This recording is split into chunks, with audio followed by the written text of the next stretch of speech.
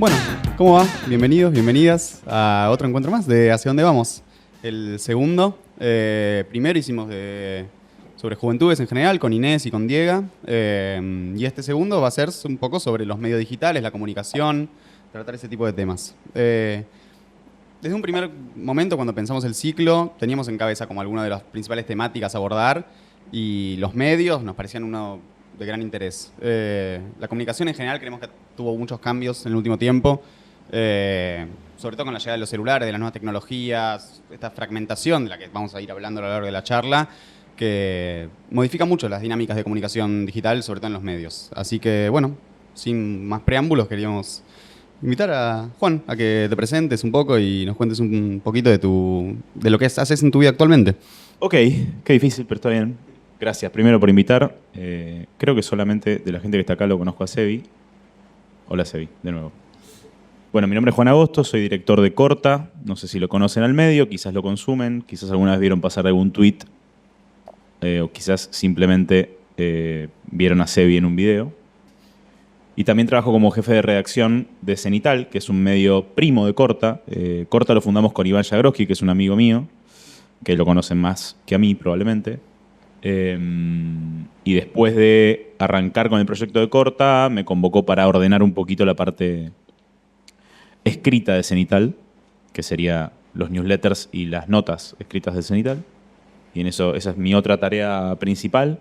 Y tengo una tarea lateral más de vocación o de pasión, que es la coordinación general del canal oficial de Boca, pero es una coordinación más política, por decirlo de alguna manera, más de toma de decisiones y no tanto operativa. Hay un equipo trabajando operativamente en eso. Así que es mi trabajo lateral. Y como tenía todavía un poquito de tiempo libre, me abrí un bar, están invitados a venir. No es un bar en realidad, es una sala de música o un restaurante, se llama La Fábrica, está en Fitzroy, entre Córdoba y Castillo. Cuando quieran ir, me avisan y les invito. Pero mi formación y mi trabajo de siempre fue laburar en medios, siempre en medios digitales. Y casi siempre habiéndolos armado de cero. Yo arranqué a laburar en digital en Infonews, que era ustedes son muy chicos, era el sitio web de los medios del Grupo 23 de Polsky, en el 2011 fue eso. Era la versión digital del diario El Argentino. Por ahí El Argentino, ¿se acuerdan? Pues se repartía gratis en el subte. Bueno, El Argentino tenía una .com, el argentino.com se convirtió en Infonews, y desde que se convirtió en Infonews, ahí en ese mismo momento entré yo. De ahí me fui a un medio que armamos chiquito que se llamaba El País Digital, nada que ver con El País de España, ni de Uruguay. De ahí me fui al Canciller, el Canciller ya estaba en funcionamiento. Bueno, ahí tuve un pequeño paso por la gestión pública y de ahí en el 21 con Iván armamos Corta. Así que prácticamente toda mi carrera profesional estuvo vinculada a los medios digitales y además a medios digitales que estaban arrancando. Así que quizás si alguien me preguntara de todo lo que hago, ¿qué hago mejor? Es laburar en medios que arrancan de cero. Más allá de que hice toda mi vida periodismo político y podría decir el periodismo político es lo que mejor sé hacer, creo que igual no. Creo que sé mejor armar equipos y trabajar con gente que el ejercicio específico de hablar con fuentes, escribir notas, aparecer en lugares y esas cosas que son más performáticas, por decirlo de alguna manera. Y lo otro es más real. Así que eso es lo que hago. Bueno, contaste un poco ya de tu recorrido, así que te queremos hacer algunas preguntas en particular sobre Corta. Nos interesa mucho Corta. Cuando uno busca Corta, cuando abre el perfil, cuando lo busca en la web, podemos leer informate rápido, pero informate bien. Se viene hablando mucho de la inmediatez, de que la juventud es una generación que necesita la inmediatez, que todo sea rápido, que todo ocurra ya. ¿Qué pasa con la comunicación? ¿Qué pasa con la información cuando se pone en juego eso? La inmediatez, la rapidez, el informar rápido. ¿Qué se gana o qué se puede perder también con la inmediatez? Lo venía pensando porque me mandaron preguntas tentativas. Vos ya te mandaste la tercera, pero está bien igual. Y yo creo que no es un tema de inmediatez. No es la era de la inmediatez. La inmediatez no es un diagnóstico, es un síntoma. Lo que está por detrás de eso es una disputa por la atención. Uno puede consumir productos larguísimos en la medida que aquello que uno está viendo o leyendo o consumiendo lo atrape, le capture la atención. Por eso a veces uno mira 3 capítulos seguidos o más. 3 capítulos seguidos de una serie porque la serie lo va atrapando. Y yo digo, che, pero ¿no era que no queríamos ver cosas largas? Y vos decís, bueno, una serie son capítulos cortos. Sí, pero vi 4. Entonces me vi 2 horas y cuarto de no sé, de lo que sea. ¿Qué hay ahora nuevo? Stranger Things. Entonces creo que es más una disputa por la atención que una disputa dentro de la inmediatez. Lo que pasa es que la inmediatez es el síntoma mejor dicho, es el único lugar en el que lo berreta le puede ganar a lo bueno, a lo de calidad. Lo de calidad, si es de bueno y está bien laburado y logra captar tu atención, puede durar. A ver, ubican a Jordi Wild. Jordi Wild, bueno, tiene un podcast que se llama The Wild Project. En The Wild Project hay un episodio que en realidad está dividido creo que en 2 o en 3 partes, que es capitalismo contra comunismo. Creo que son 25 horas de debate en total. Entre uno que defiende una postura y otro no quiero quién es, pero uno defiende una postura y el otro defiende la otra. Y tiene 1 millón de reproducciones y pico, o 2 millones cada video. No es que hay un problema con la inmediatez y con hacer todo ahora, o todo rápido, o todo breve. Ahora igual voy sobre eso, porque es lo que hacemos, pero me refiero... Bueno, es y no es lo que hacemos. Pero creo que, insisto, no se trata de la inmediatez. La inmediatez es una expresión de algo que subyace, que es todos los medios de comunicación, las plataformas, la producción audiovisual, la producción informativa, cualquier tipo, la producción cultural, compite por la atención de los usuarios. Entonces se van robando entre sí pequeños momentos de atención. Por eso acá lo importante para nosotros siempre fue el tiempo. La variable es el tiempo. Entonces la brevedad tiene que tener sentido, no puede ser solo breve y superficial. Tiene que ser breve e importante. Por eso es informate rápido, pero informate bien. Ahí está, supongo, la diferencia con lo berreta que plantea. Como no, me estoy diciendo que competimos en lo berreta. Pero a lo berreta al menos intentamos convertirlo en lo importante. O sea, Corta labura el universo, si se quiere, de lo berreta, de lo... No quiero decir berreta, pues malo para Corta. Es bueno lo que hacemos. Pero me refiero a que labura el universo de lo inmediato. Lo que pasa es que lo hace con una calidad que creo que eso es lo que le da el distintivo y hace que la gente lo consuma y que es parte del trabajo de los chicos con los que laburo. Pero me refiero a que no es revista Anfibia, no es Cenital, no es, no sé, importa, revista Seúl.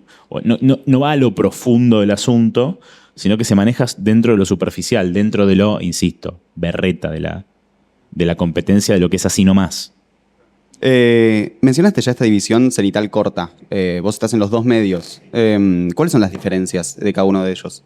Son completamente diferentes, pese a que compartimos oficina. Es así, Cenital existe desde el 2019, si mal no recuerdo. Yo no estaba en ese momento, yo me incorporé en el 24. Corta desde el 21. Los 2 pensados, uno totalmente, otro en parte, por Iván. Iván me suma, porque Iván es mi amigo hace muchos años y con otros amigos y amigas periodistas siempre estábamos pensando en la idea de armar un medio que tenga determinadas características que nos gustaban. Uno de ellos era un medio, esto sí, charlado con Iván, de noticias breves. Iván tenía la idea de imitar algo similar a lo que hace Axios en Estados Unidos, que en Argentina no existía, y que salió en paralelo con otro que ahora sí existe, que es del universo del USU, que se llama Resumido, pero tiene otra impronta. Pero la idea del medio de noticias breves en Argentina no existía. Y era completamente lo contrario a lo que venía planteando Cenital, el medio que dirige todavía Iván. Y yo decía que son primos porque nos comparten a Iván y a mí, pero después no comparten socios, no comparten nada, son medios completamente distintos. Cuando Iván me propone ser el jefe de redacción de Cenital, le digo, ok, puedo asumir esa tarea en la medida que me unifique geográficamente los espacios de trabajo, pues si no me voy a volver loco. Si vos tengo una oficina en Almagro y otra oficina en el centro, te voy a estar yendo y viniendo todo el tiempo, me voy a volver loco. Entonces ahí juntamos a los socios y armamos una oficina en el mismo lugar, ahí funciona el estudio de Cenital, de CMAS, el canal de YouTube de Cenital, la redacción de Cenital, la redacción de Corta y bueno, hay espacios de trabajo comunes. pero son muy distintos. Uno no... Aunque fueron acercándose, ahora que lo pienso. No sé por qué será. Uno es más... Son dos medios, por decirlo así, de segunda lectura, pero uno es de segunda lectura profunda y otro es de segunda lectura sintética. Yo siempre dije, Corta es un medio de prelectura, en realidad. O sea, si vos, por ejemplo, vas en la propuesta inicial, y vuelvo a tu pregunta también, ¿cuál era la propuesta que teníamos en Corta en términos de sitio web? Ahora hablamos de las redes. Que vos, si estás en tu viaje de bondi o de subte que te dura 15 minutos, 20 minutos, media hora por tramo, después te tomarás un tren de otra media hora y así, pero si te vas a tomar un ratito para estar informado, vos en 5 minutos tenés que saber, en Corta deberías enterarte de lo que pasa en el país. Vos mirás, scrolleás un poco la web en la versión inicial, y ahora voy a hablar de otras cosas. O mirás el timeline de Twitter de Corta y ya está. Y con esto ya está porque me dieron lo importante. Y no me manipularon la información con, y esto es muy importante, quizás acá nos vamos a pelear, sin adjetivos, sin juicios de valor, sin interpretaciones. ¿Y esto por qué? No es porque Corta pretenda asepsia ideológica u objetividad o esas cosas, sino porque a la larga termina siendo un lugar seguro.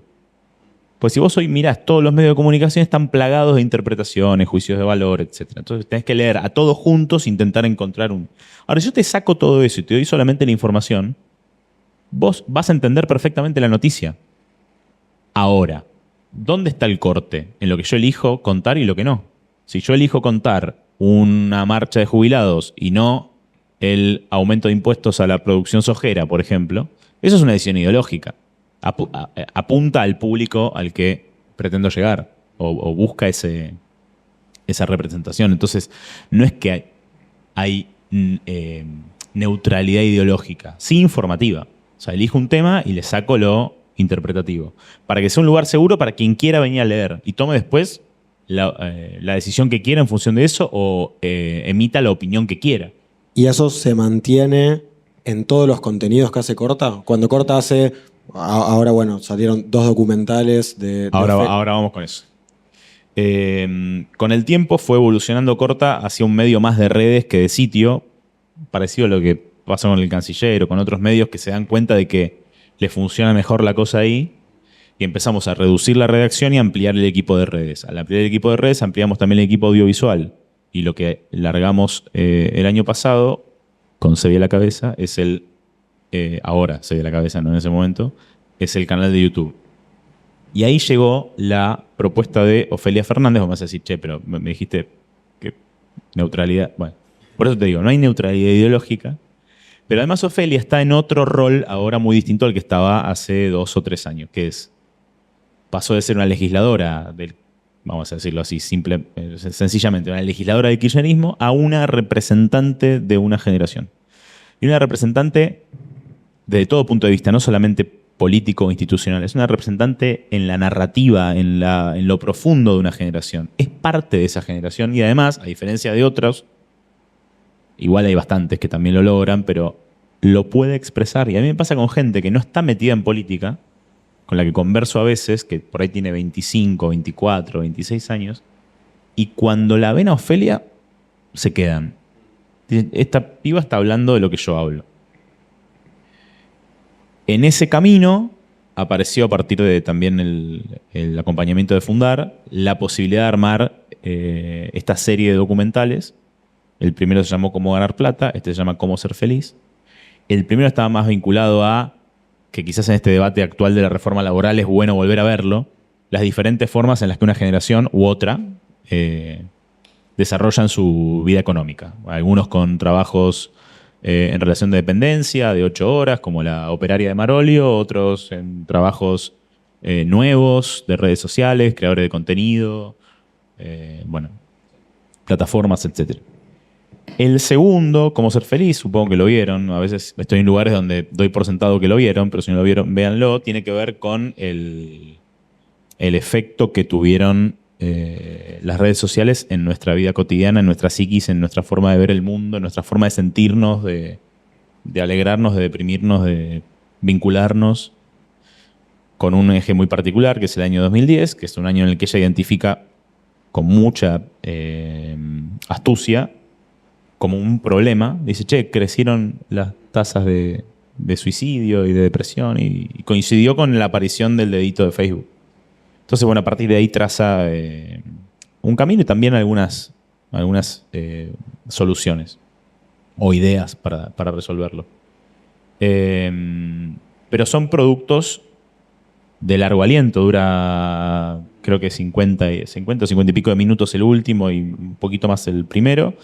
Y además produjimos desde el principio nosotros el método Rebord, que era un programa que duraba lo que a Rebord se le cantaran los huevos que dure.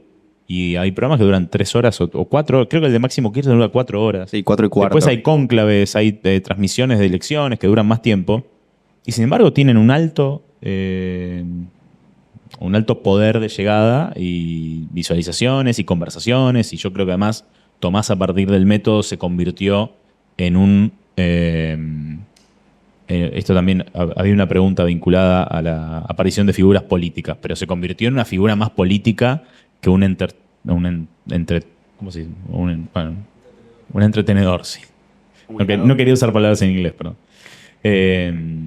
con mucha más profundidad conceptual y debates mucho más hondos que lo que hacía por ahí, que lo hacía un poco en sus editoriales en Maga y eso, pero bueno. Entonces el método también. Entonces me decís, che, pero brevedad o... Por eso te decía al principio, no es un tema de inmediatez o de brevedad, es un tema de atención. Y después, la parte YouTube del asunto te permite un poquito más de extensión. En YouTube, más bien, bueno, a veces miramos un poco métricas de esto, pero te permite extenderte un poco más. Puedes hacer un video de 8 minutos que en Twitter, si vos abrís un tweet y un video de 8 minutos, cuando Cristina anunció a Alberto de candidato, creo que duraba 19 minutos. Lo recuerdo porque yo no estaba trabajando, creo que fue un sábado.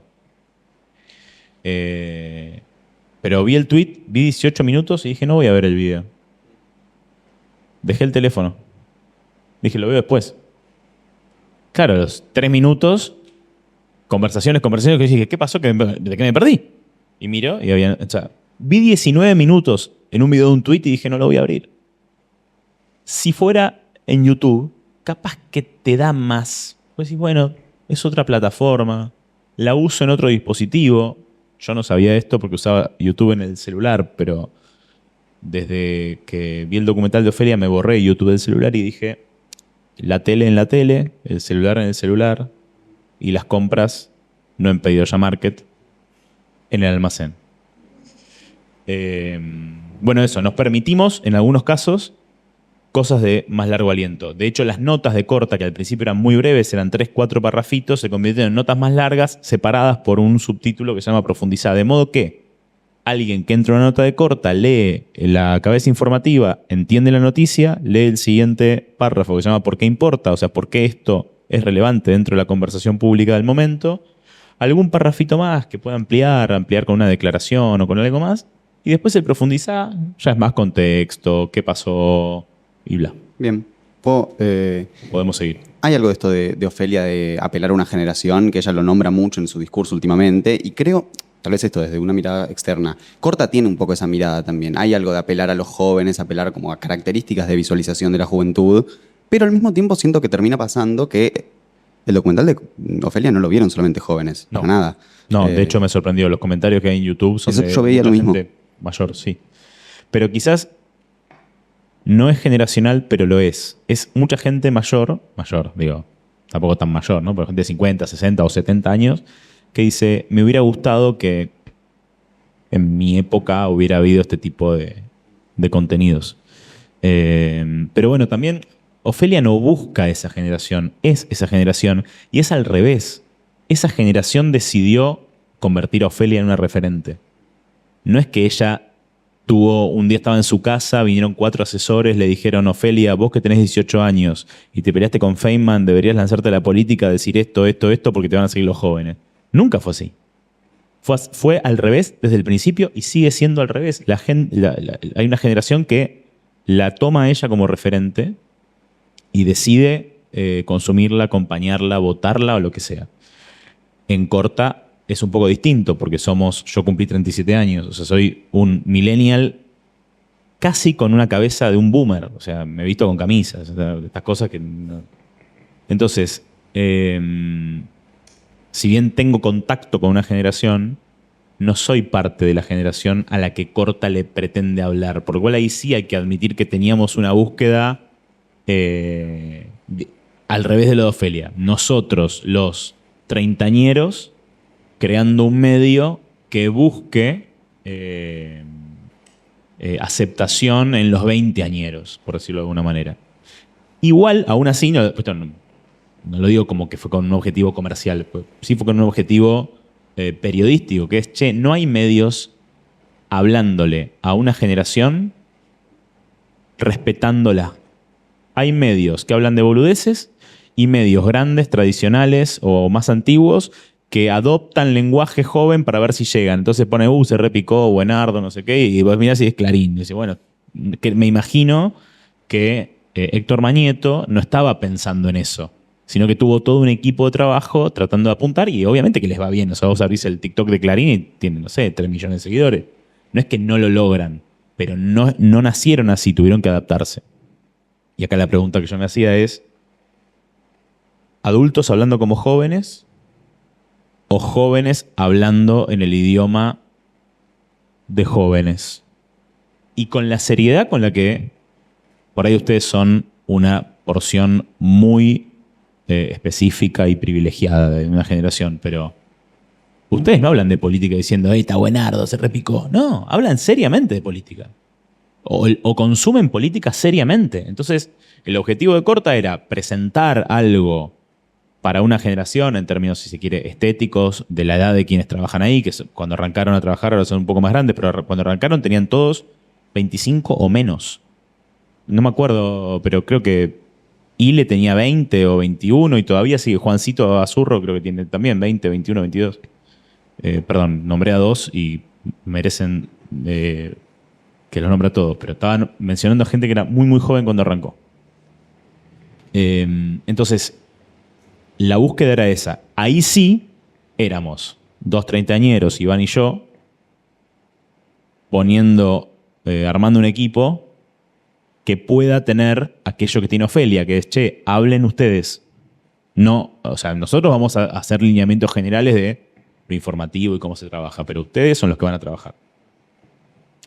Y ahí sí nos pusimos bastante estrictos con algunas reglas periodísticas que son las que nos generan a veces más tensión. Voy a poner un ejemplo, y esto se va a ver por YouTube y probablemente alguien haga un recorte de esto y yo termine mal, pero no va a pasar. ¿Vieron la expresión hallaron muerta a?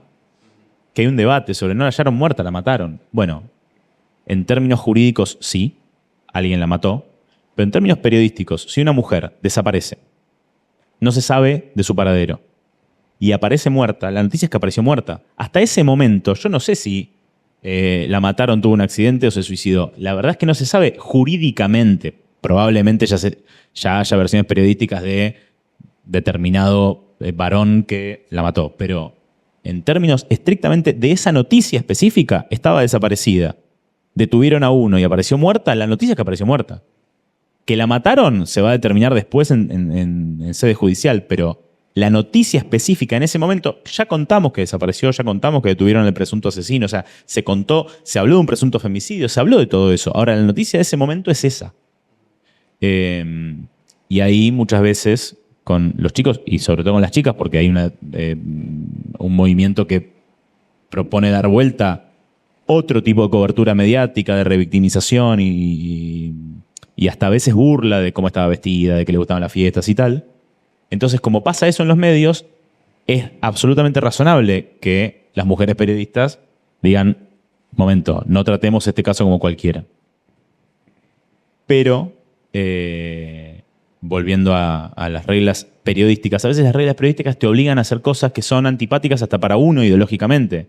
Que es, yo no le puedo decir femicida a un tipo que no está condenado por femicida. Tengo que decir presunto femicida todas las veces que lo escriba en una nota.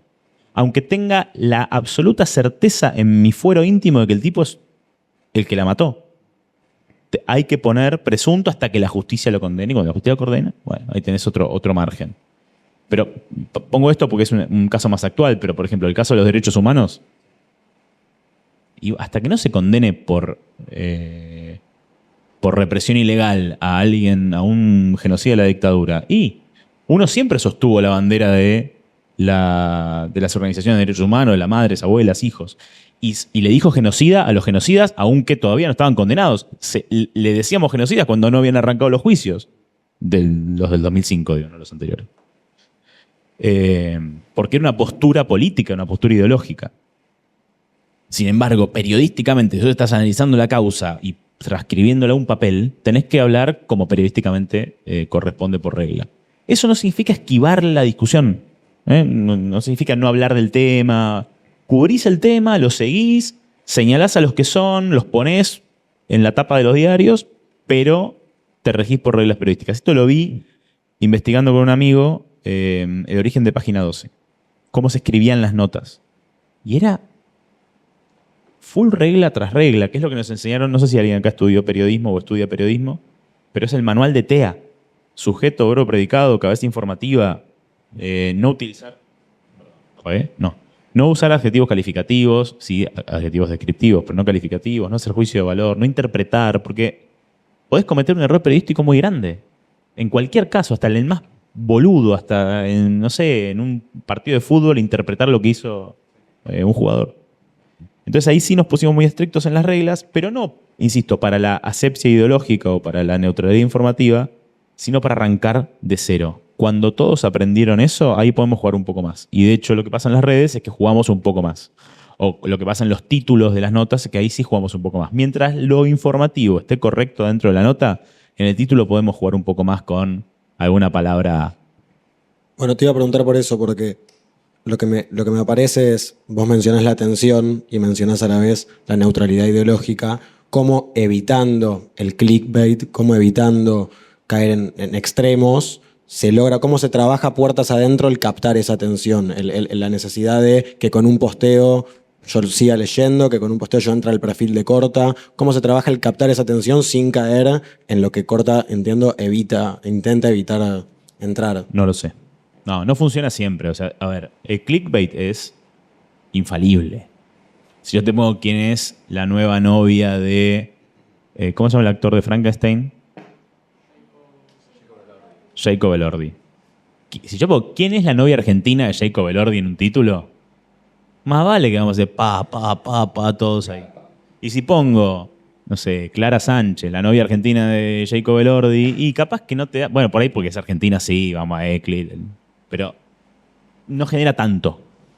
Y otra cosa que pasa con el clickbait no es solamente el título que no responde a la noticia que se describe después, sino que la noticia te la ponen al final. Entonces vos leíste 14 párrafos de cualquier pelotudez hasta que al final te enteraste que la novia de Jacob Elordi no es argentina.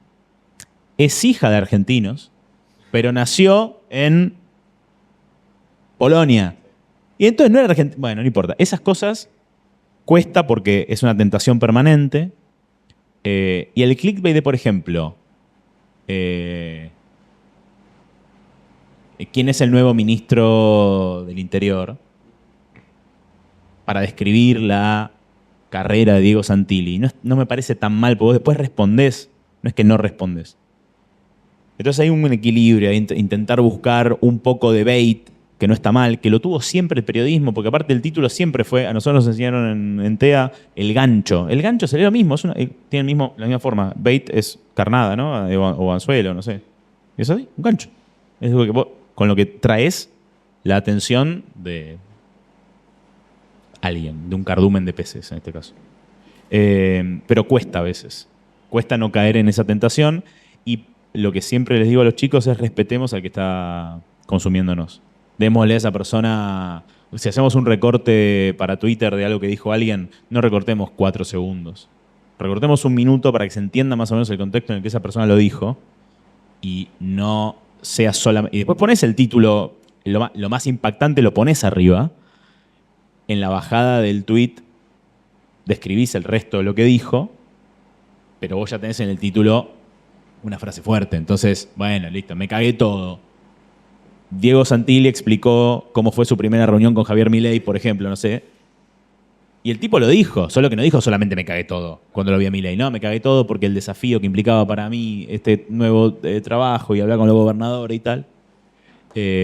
Entonces, ahí estamos, eso es lo que intentamos buscar. Un título fuerte para los recortes de video en este caso, pero sí dar contexto y no descontextualizar lo que dice Sí. un protagonista. Yo iba a ir porque hay algo de que ahora los que comunican no son solamente los periodistas. Es decir, hay un montón de gente en Twitter que agarra un teléfono y empieza a hacer videos, se hace, no sé, y pensaba el otro día, veíamos con Dante esto de Beltrán Briones y María Miglore.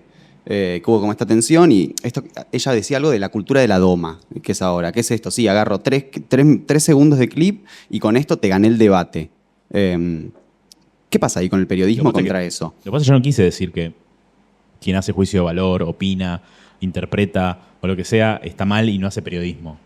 No estoy diciendo eso. Estoy diciendo que es más fácil que una persona entienda si vos le quitas todo eso, la noticia. Específicamente la noticia. Después, lo digo porque además el otro medio en el que trabajo, Cenital, sí usa adjetivos, juicio de valor. No es que estoy en contra del uso. Estoy diciendo que para lograr que alguien entienda rápidamente una noticia, es mejor sacar todo eso porque la descontaminás. No es una buena palabra contaminar, pero separás la paja del trigo.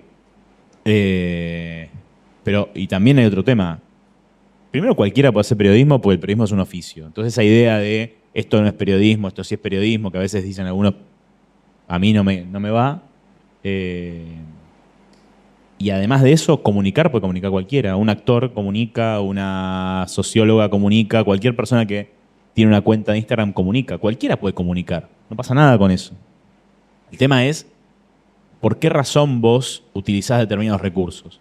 ¿Es una razón honesta que respeta a quien está consumiendo o es una razón deshonesta que solo busca más clics, más retención de audiencia o más lo que sea, sin que otra cosa importe, sin que lo informativo importe? Ya vamos a meternos en tema de información, desinformación, pero... entonces, si vos solamente estás buscando el clic sin que importe que la persona a la que vos estás apuntando salga informada de ahí, y de ahí me abro. Después, si hay una persona que, Beltrán Briones, María Migliore o, no sé, digo por cualquier caso, no voy a nombrar ninguno más, quieren tener una cuenta de Instagram propia donde dicen lo que se les canta el ojete, no hay problema, pero Beltrán Briones no es periodista. Puede hacer periodismo eventualmente, insisto, es un oficio, es como hacer sillas, o como ser carpintero, o como ser electricista, pero no se dedica a eso, se dedica a crear un personaje que tiene una búsqueda que todavía no termino de entender. Creo que nadie. No, ¿vieron que hay como una moda de cosas inmobiliarias? ¿No? Que hay, por ejemplo, hay una inmobiliaria bastante grande, importante, se llama Isratsov. ¿Lo ubican? Que tiene un logo azul y hay un señor medio pelado que muestra casas bastante lindas. ¿Lo ubican? Y ahí tiene una compañera. Bueno, yo consumo, mi algoritmo está un poco cagado, pero se ve que se instaló. De hecho, creo que va a haber un Martín Fierro de inmobiliarias ahora. No, bueno, yo pensaba, con todo esto de la comunicación al alcance de la mano, que vos mismo mencionabas con una cuenta de Instagram comunico, desde cualquier lugar se puede comunicar. ¿Qué se empieza a poner en juego? Y es en paralelo a estos cambios en los medios de comunicación o en las formas de comunicar, aparece Corta, aparece Cenital. ¿Qué se empieza a poner en juego y cómo ustedes, desde un medio, pregunto particularmente por Cenital, que es un medio con más extensión, con más redacción, ¿qué se empieza a poner en juego a la hora de, bueno, Cenital tiene noticias largas, cómo es un lector hoy en día, cómo se mantiene la atención ahí? Porque, bueno, en Corta se comunica de otra manera. En Cenital, ¿qué pasa con la atención ahí? Lo que pasa es que por un lado apunta a otra audiencia, una audiencia un poco más grande, un poco más, si querés, no sé, con más formación. No significa con más estudios, pero por ahí que lee más diarios o que lee más libros o que lo que sea. Y ya desde el vamos es otro nicho. Y es un medio de segunda lectura. Vos lees los más o menos, escuchás la radio, mirás la tele, te mirás un par de canales de streaming, haces el paneo informativo y en Cenital lo que tenés son firmas prestigiosas tratando de explicarte un poco más en profundidad determinado acontecimiento. No cuenta noticias, sino que amplía información sobre noticias que ya pasaron o que están pasando. Puede ser la reforma laboral, puede ser el aumento de impuestos a los autos en la Ciudad de Buenos Aires, o puede cualquier cosa, pero con mayor profundidad y con una mirada, con una...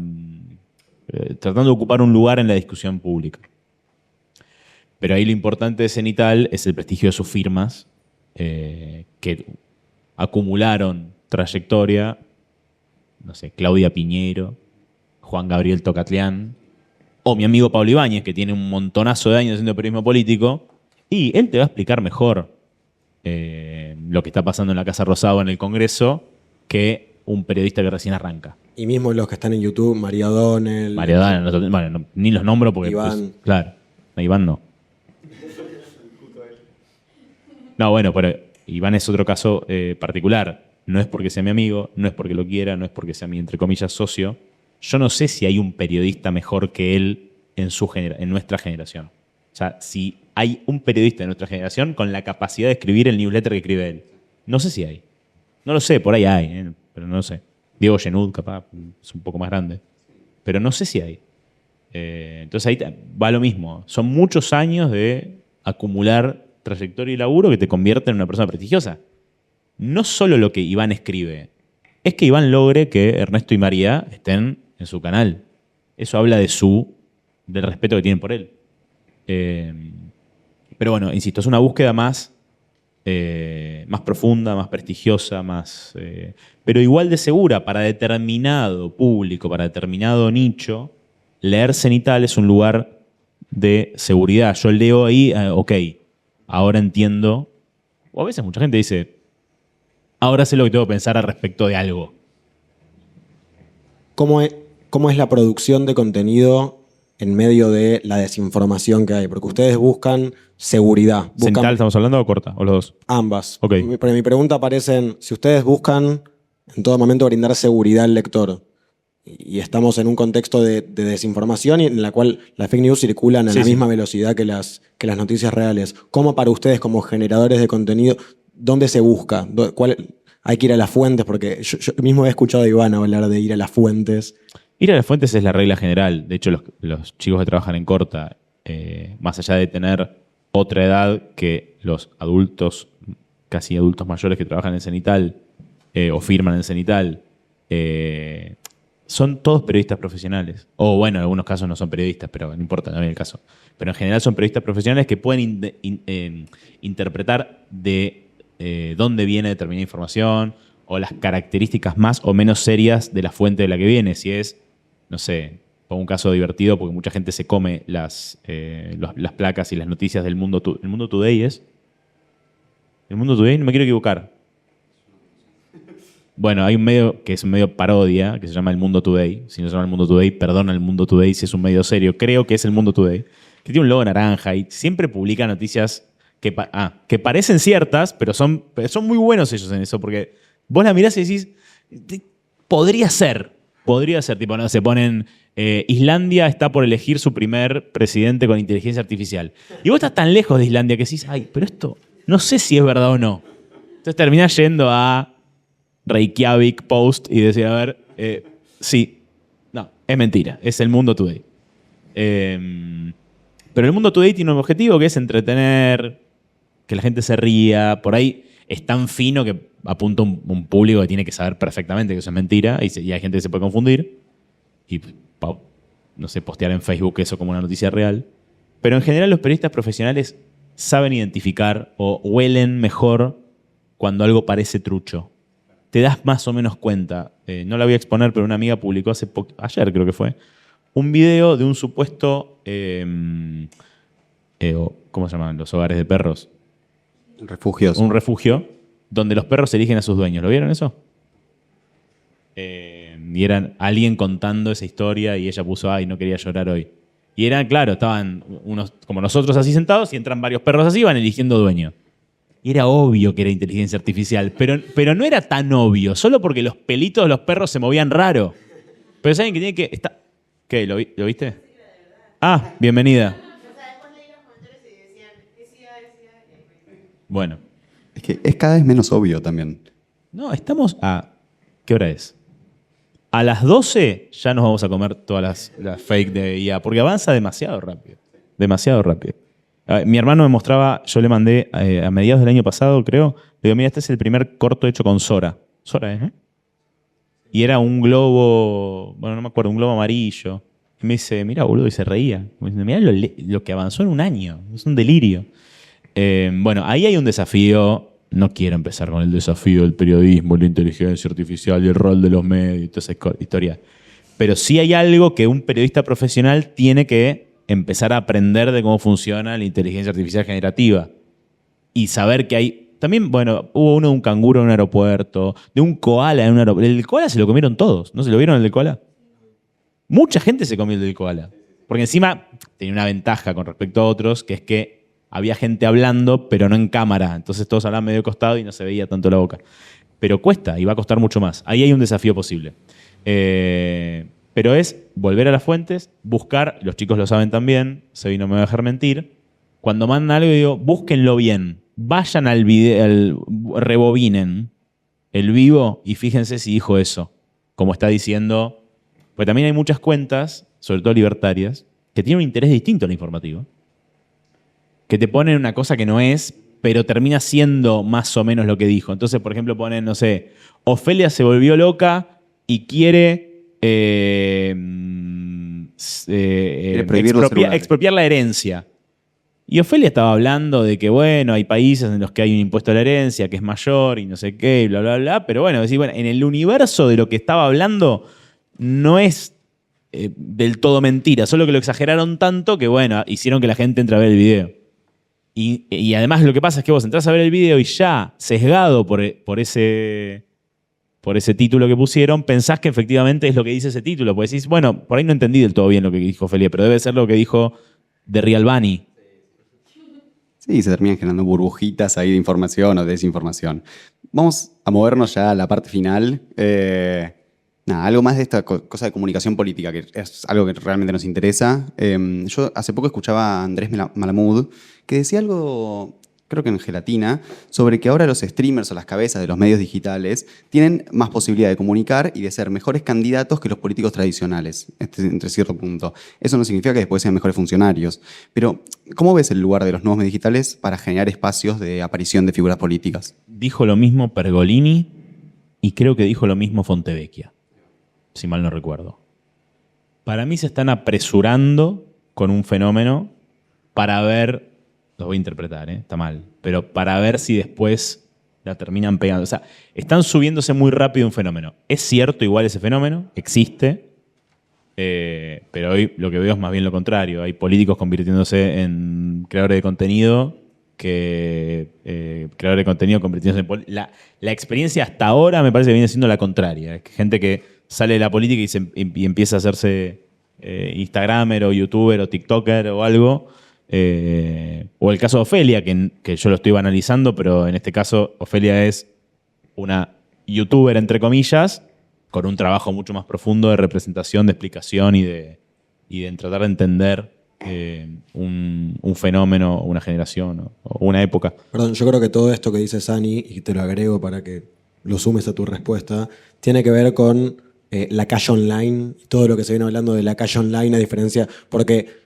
No sé, Milei no fue streamer nunca, pero sí... Es que fue lo contrario. Fue una ola que arrancó... En un medio tradicional, no en las redes sociales, ni en un medio nuevo. Arrancó en Animales Sueltos. Está bien, es cierto que hubo una conjunción. Claro, la conjunción fue un personaje en Animales Sueltos y un montón de medios levantándolo. Pero por fuera de levantarlo, yo laburaba en el 2015... en CN23, en el programa de Daddy Brieva. Era el columnista político del programa de Daddy Brieva, que estaba a la noche en CN23, el canal del Grupo Spolsky también, ¿no? Del Grupo 23, en el que estaba Infonews también, y Tiempo Argentino, y Radio América y otros medios. Y un día lo invitan a Milei, que venía, en ese momento estaba trabajando en Corporación América, me parece. Viene como economista a hablar de... Y creo que en ese momento... No, él ya era liberal libertario, bueno, o eso que es. Pero ya no digo el rating, yo lo miraba así. Hipnotizado. Por cómo hablaba, no sé por qué. Y en ese momento no era ni tan violento como ahora, ni nada, eso fue escalando después. Pero me llamó la atención lo que el tipo generaba, y es lo que cuenta Fantino, que pasaba cuando le invitaban a Milei, el rating subía. Entonces hay algo que precede a que te estén levantando en Twitter. No es que el rating subía porque la gente miraba en Twitter y decía, está hablando Milei, voy a ir a poner América y a ver a Fantino. No. La audiencia de América ya reaccionaba bien. Cuando hacía zapping se quedaba en Milei. De todos modos, aunque creo que se apresuran en la interpretación, no están tan alejados porque Pepe Rosenblatt y Gelatina van a ser un Argentinos Juniors el 19. Tomás Rebord viene a hacer un Movistar Arena el lunes pasado, si mal no recuerdo. Como Milei. Bueno, claro. Pero es cierto, con menos aparato que Milei. O sea, Tomás puso un link bueno, no sé, Passline o lo que sea, y vendió entradas. Milei tuvo que arrastrar a todo el aparato político de Libertad Avanza que llene el Movistar Arena. Pero pasa. O sea, empiezan a crecer. Pasa de ser un pibe que hacía videitos con un fondo sin nada, o Pepe que tenía una mesita con pelos rosas, a hacer un estadio. Eso está pasando. Yo no sé si eso después se transforma finalmente en una expresión de una candidatura a determinado cargo, no sé qué. Tuvo ya Pepe con Ofelia una precandidatura a la jefatura de gobierno. Y me consta que Rebord se dedica a la política desde que milita en el secundario y la Facultad de Derecho. Así que no es que no quieren, los dos dicen... Pongo estos casos porque son los que mencionaron ellos, pero ellos dicen que hacen política. Quizás hay otras personas que nunca saltaron. Julia Mengolini, por ejemplo, que pudo perfectamente haber saltado, nunca decidió saltar, se quedó siempre en el rol de comunicadora y lo hace perfectamente. No sé si en el futuro querrá, pero no veo que sea una cosa masiva. Creo que hoy son esas dos expresiones que mencionamos que están en ascenso, así que no sé, pues en 2 años veremos. Te pregunto porque además vos trabajaste en la parte de comunicación de un gobierno. ¿Cómo ves vos esta estrategia que viene mucho de redes y que tiene que ver con mucho de lo que hablamos en la charla, de comunicación de Milei, los famosos tuiteros de Milei, mismo que el vocero presidencial, ex vocero presidencial de Milei salió de esta calle online o nació en el vientre de estas estrategias? Te pregunto por eso, vos que trabajaste en comunicación en otro gobierno, este gobierno tiene muchas particularidades en ese sentido. ¿Qué lectura haces vos de todo eso? Sí, es cierto. Si no ganaba Milei, ninguno de esos hoy tendría un trabajo en el sector público. O sea, es Milei el que arrastra a esa posibilidad y Milei como consumidor de esos personajes decide ponerlos en el gobierno. Pero si no, no hubiera sido nunca, qué sé yo, José Luis Espert no era un tuitero, era una persona que hablaba en televisión de economía y mal bien, pero hablaba y llamaba la atención. Pero una cosa que pasa con ellos, con ese grupo de tuiteros, es que también preceden a Milei. Se suben a la ola Milei cuando Milei empieza a crecer, pero ellos ya venían en esa. Algunos la profundizaron más, otros habrán pasado un par de pueblos como... ¿Quién fue? Fran Fija. Pero bueno, forman honestamente parte de eso. O sea, el Gordo Dan es honestamente parte de eso. No quiere un carguito en el Estado. No es que va por el carguito en el Estado. Honestamente están desde siempre bancando ahí. Hay otros que, bueno, también se le fueron yendo, ¿no? El Presto, Dana, todos esos que se fueron. No sé por qué. No entiendo bien por qué. Algo de Karina, creo que es. Pero son expresiones que siempre acompañaron. Entonces, no sé si es una estrategia. Es medio natural lo que pasó. A veces uno se sorprende y dice, bueno, sí, ¿por qué tal tiene despacho en Casa Rosada? Pero Santiago Caputo no era tuitero, creo. Que yo sepa. Tuitero anónimo. ¿Viste? Por ahí era un anónimo muy bueno, no lo sé. Por ahí era doctora Piñata. No saben de quién hablo, ¿no? Bueno, yo tampoco. No, ya vamos cerrando. No, quería preguntarte por esto de... Está tomando como mucha más fuerza esta idea de comunicar desde el gobierno. El paso de Alberto, las redes, todo, cómo está creciendo eso. A futuro va a ser una pata de la política, casi. Mucho más importante de lo que fue siempre, quizás en comunicaciones más de diarios o otro tipo de medios. ¿Cómo se hace para controlar toda esa masa de comunicación que hay ¿Es controlable? ¿Se puede hacer? ¿A qué masa de comunicación? Perdón? Digo, esta idea de los tuiteros de Milei, por ejemplo, Sí. que es una masa de gente que cree en las ideas libertarias o en una idea de mundo que dio Milei. ¿Y qué es controlar? Controlar, no sé si controlar firmemente, sino manejar esa idea de mundo para que apunte hacia un sentido político y que no se diverse. Te voy a interpretar. Vos me estás preguntando si el peronismo es capaz de generar algo parecido o la oposición es capaz de generar algo parecido. Exactamente. Ok, bien. No lo sé porque orgánicamente no lo veo, pero si lo pienso, si me voy al 2011, era el peronismo el que hacía eso que hoy hacen los tuiteros de Milei. Y eran todos tuiteros K en el 2011. Eran ex blogueros que se volvieron a Twitter y terminaron algunos siendo funcionarios. O sea, no es que no pasó eso, lo que pasa es que pasó más incipientemente. Ahora es como el establishment de Twitter. Pero en ese momento había varios y que eran escuchados por políticos. También pasa mucho que dicen, bueno, che, si este... Voy a poner un ejemplo que me parece que no se dedica a eso, por eso lo voy a nombrar. Jero Freixas, que es un creador de contenido espectacular de deportes, debe tener algo, debe entender algo de cómo comunicar. Si yo fuera político, capaz que lo agarro, le digo, Jero, sentémonos un toque. No te quiero comprar un servicio. Quiero entender. Ni siquiera quiero que me expliques cómo hacerlo. Solo quiero entenderte y entender a tu comunidad. A ver si yo puedo empezar a comunicar de alguna manera mejor lo que hago. Porque lo que sí pasa es que hoy las redes sociales son el principal canal de difusión de información pública o información gubernamental. Después sale el vocero a explicar. Después sale un proyecto de ley en el boletín oficial. Pero en general siempre va por las redes. Comunica mucho. No Milei.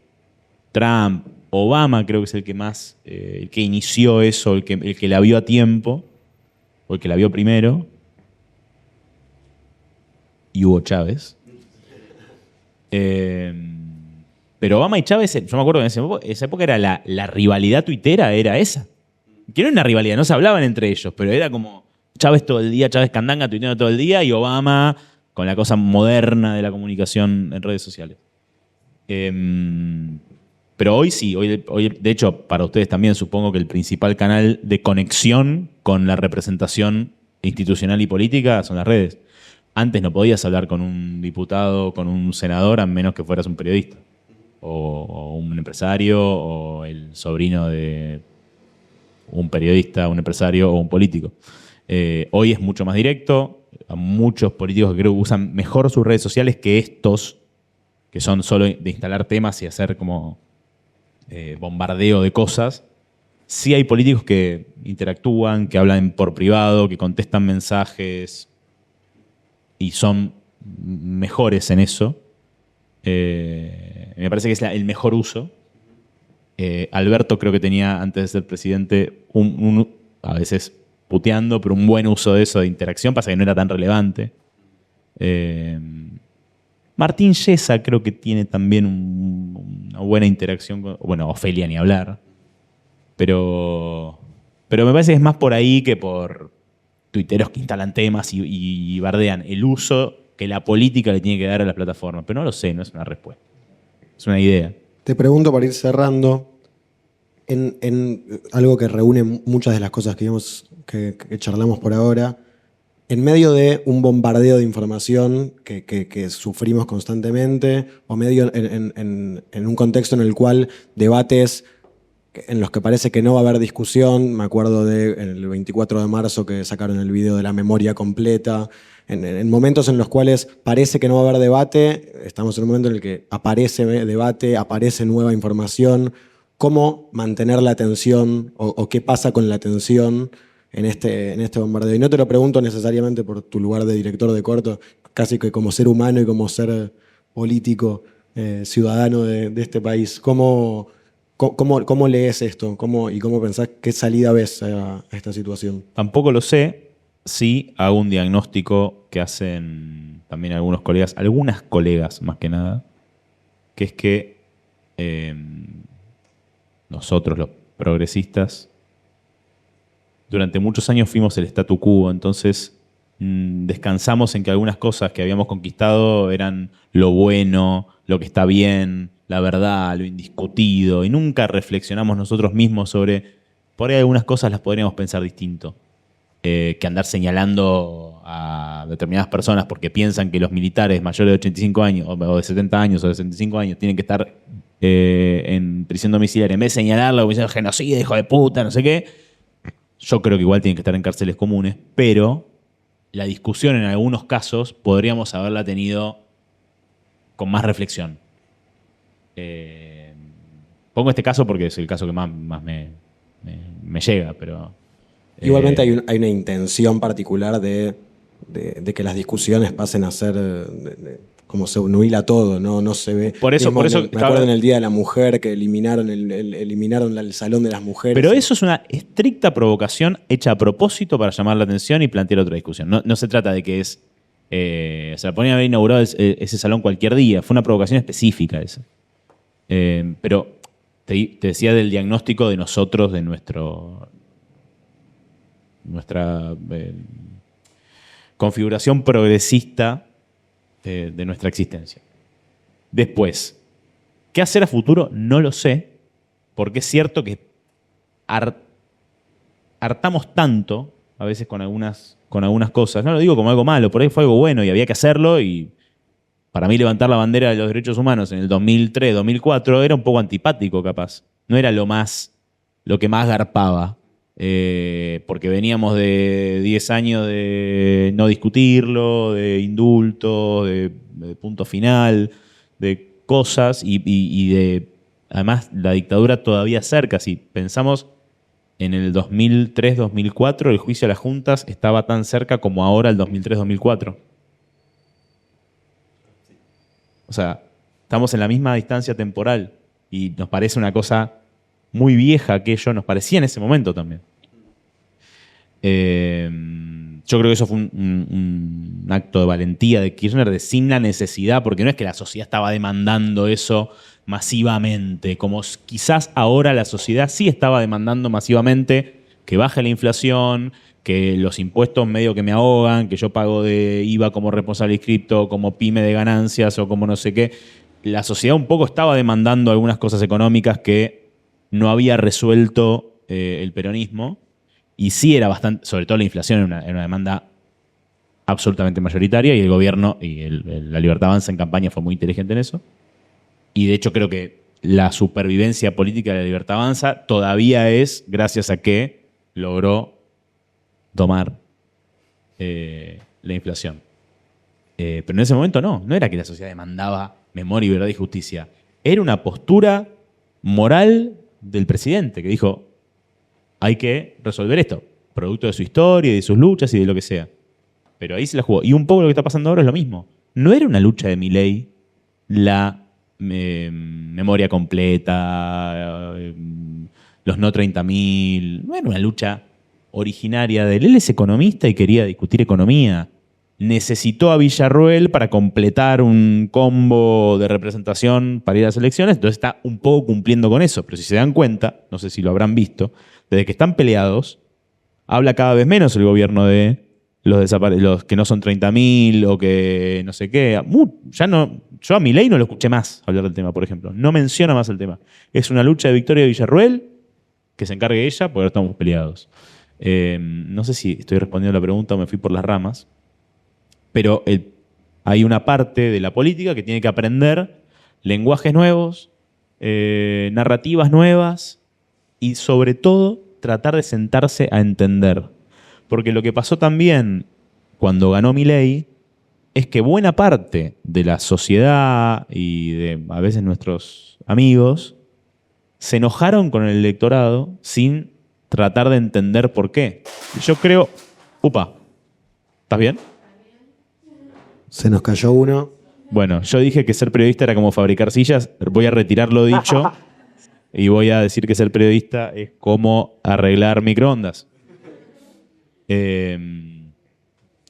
Pero bueno, sobre todo tratar de entender las necesidades, las angustias, lo que piensa, sobre todo el peronismo, que se pretende de mayorías, para partir de ahí empezar a ofrecer cosas que representen. O al menos desde la narrativa. Olvidémonos de la política, que además no me dedico y no le voy a explicar a la política cómo.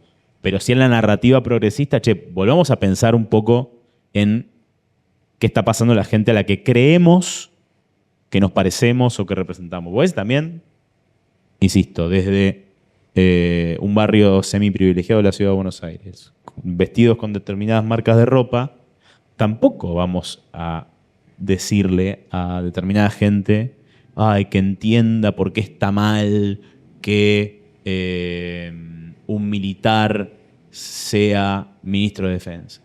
No es la discusión. Yo estoy en contra, por supuesto, que estoy en contra que un militar en actividad sea el ministro de Defensa. Pero si esa es la bandera que sostenemos, más allá de que, insisto, no hay que bajarla. Pero hay otras cosas importantes. Hay, por ejemplo, se está discutiendo la reforma laboral. Yo rechazo la reforma laboral como la plantea Milei. Voy a rechazar cualquier reforma laboral planteada desde la necesidad de los empresarios y no de la necesidad de los trabajadores. Pero los trabajadores están demandando algo en términos de cómo se organizan sindicalmente o se desorganizan sindicalmente porque así lo desean o lo que sea. Entonces, hay parte ahí que creo, el progresismo tiene que desarmar algunas verdades que cree absolutas y pensar un poco más. Pero nada, es un principio de respuesta, no es una respuesta a esto que estoy diciendo. Lo seguiremos resolviendo, espero. Debátanlo acá. ¿Hacia dónde vamos los trabajadores? Bueno, Ahí está. me diste el escalón, me diste el pie. Este ciclo se llama ¿Hacia dónde vamos? Queremos cerrar con una pregunta que será también hilo en las próximas charlas. En tu caso particular te pregunto ¿hacia dónde te gustaría vos que vayan los medios de comunicación en particular? Jugando, imaginando vos el devenir de los medios. Te pregunto por hacia dónde vamos en ese lugar específico y cómo te gustaría a vos que sea ese camino. Esta no me la mandaste antes. ¿Y ahora qué hago? No tengo anotado acá nada. No quiero poner el ejemplo de Corta, porque Corta no es ejemplo de nada. Pero el origen de algo que ya hablé acá, que es, si me gustaría que fueran hacia algún lado, ese lado sería, o me gustaría que fuera, el respeto hacia la audiencia. El respeto no es hacer lo que la audiencia quiere, pero sí es respetarla intelectualmente, no engañarla. Hay herramientas. A veces cuesta más, insisto, como dije antes. No usar el clickbait cuesta. Fracasan tus posteos, fracasan tus notas a veces, y otras veces no, otras veces le va muy bien. Yo no sé, ahora no, justo estamos en una época del año medio chota, pero yo creo que en buena parte del año no voy a ser acá humilde, pero tampoco es por mí, es por los chicos que trabajan en Corta. Corta fue el medio más influyente en Twitter. Y después empezamos una pelea con el canciller y no sé qué, pero en una época era el presidente nos contestaba el vocero, nos contestaba Turzenegger, se viralizaban los tweets, 4 millones de visualizaciones, 2.000 retweets. En un momento pasó y nunca caímos en la trampa. Pocas veces creo que pasó que un político o un gordo dan de la vida nos dijeron, están mintiendo, esto que dije no es cierto. Muy pocas veces. A veces pasa, a veces también hay errores humanos. No es que estamos exentos de errores humanos. No es que ninguno de los chicos pudo haber cometido un error al escuchar una entrevista y escuchó mal una palabra, lo puso mal. Puede pasar, eso es un error humano. Mientras el error sea humano y no sea conceptual, que es sacarlo de contexto, que es un error doloso y no un error culposo, no sé si alguien estudia Derecho, pero mientras sea eso y se respete a la audiencia y se respete a quien está consumiendo, a quien está leyendo, a quien está escuchando, a quien está mirando, es un buen lugar para ir. Y creo ahí, siendo autocrítico con el periodismo, que el periodismo durante muchos años no lo respetó y sí lo respetaron los creadores de contenido. Y los creadores de contenido terminaron reemplazando a los periodistas en muchos casos, sobre todo en términos de cultura, espectáculos y deportes. Hoy casi todas las figuras que hay en televisión, en streaming o en los medios trabajando son aficionados que a través de sus perfiles de redes sociales se convirtieron en especialistas. Todavía la política tanto no llegó y la economía no, porque bueno, tiene otras lógicas, pero creo que ellos, respetando a sus audiencias en muchos casos, más allá de sus opiniones, interpretaciones, juicios de valor o adjetivos calificativos, respetando las audiencias lograron algo. Y creo que algo los medios podemos aprender de eso. Y es una búsqueda que tenemos, tampoco lo tenemos resuelto. Bueno, gracias Juan. Estuvo buenísimo. A ustedes. No, por favor. Y nos vemos en los próximos meses con otros hacia dónde vamos, en otros aristas de la vida. Trabajo, medio ambiente, veremos. A resolver. Bueno, gracias.